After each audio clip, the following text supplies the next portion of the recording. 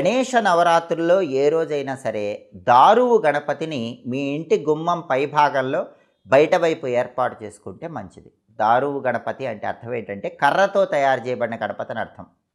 కర్రను ఒక గణపతి ఆకారంలో తయారు చేస్తారు. దాన్ని దారువు గణపతి అంటారు.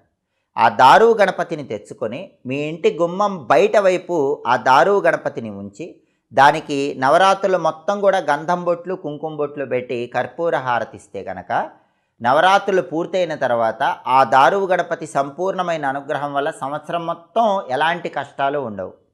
ఆర్థిక ఆరోగ్య కుటుంబ సమస్యల నుంచి సులభంగా బయటపడవచ్చు.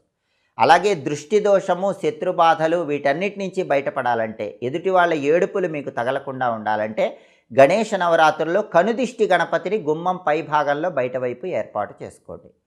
కనుదిష్టి గణపతి రూపంలో గణపతి కళ్ళు చాలా పెద్దగా ఉంటాయి. మామూలుగా గణపతి కళ్ళు చిన్నవిగా ఉంటాయి, కానీ కనుదిష్టి రూపంలో